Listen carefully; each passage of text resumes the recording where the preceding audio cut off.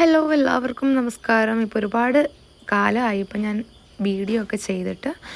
അപ്പോൾ എനിക്ക് വീഡിയോ ചെയ്യാൻ പറ്റാത്തത് കൊണ്ടാണ് കേട്ടോ. കുഞ്ഞൊക്കെ ആയപ്പോഴത്തേക്കും ഒരുപാട് സമയം കുറവ്. അപ്പോൾ ഇന്നൊരു വ്ലോഗാണ്. ഇന്ന് ഞങ്ങളൊരു കുടുംബക്ഷേത്രത്തിൽ പോവുകയാണ്. എൻ്റെ അച്ഛൻ്റെ കുടുംബക്ഷേത്രത്തിൽ. എൻ്റെ അച്ഛനില്ലാതെ ആദ്യമായിട്ടാണ് ഞങ്ങൾ എൻ്റെ അച്ഛൻ്റെ കുടുംബക്ഷേത്രത്തിലോട്ട് പോകുന്നത്. അച്ഛൻ മരിച്ചിട്ടിപ്പോൾ 3 മാസം കഴിഞ്ഞതേ ഉള്ളൂ.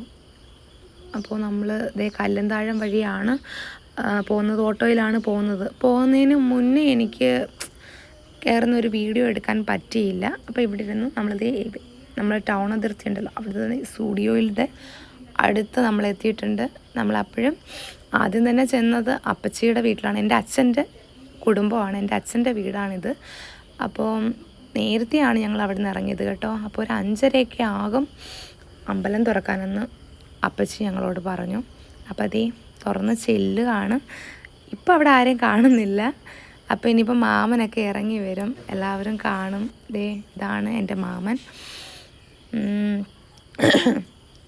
കുറേ വർഷം ഗൾഫിലായിരുന്നു, പിന്നെ ഇപ്പോൾ ആൾ നാട്ടിലുണ്ട്.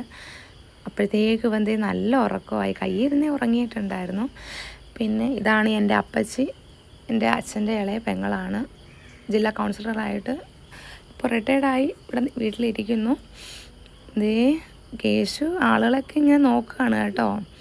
1-2 വട്ടം കണ്ടിട്ടുണ്ടെങ്കിലും ഇതാരാണെന്നാണ് അവൻ ശ്രദ്ധിക്കുന്നത്. ഇപ്പോൾ ആൾ ചിരിച്ച് കുറച്ച് മിങ്കിളൊക്കെ ആയിട്ടുണ്ട്. ഇതെൻ്റെ അപ്പച്ചിയുടെ ഇളയ ആൾ, അനുചേട്ടൻ്റെ ഇളയ മോളാണ് ഇവൾ. അനുചേട്ടൻ ഗൾഫിലാണ്, മസ്കറ്റിലാണ്. പിന്നെ മൂത്തത് മനുചേട്ടൻ ലണ്ടനിലാണ്.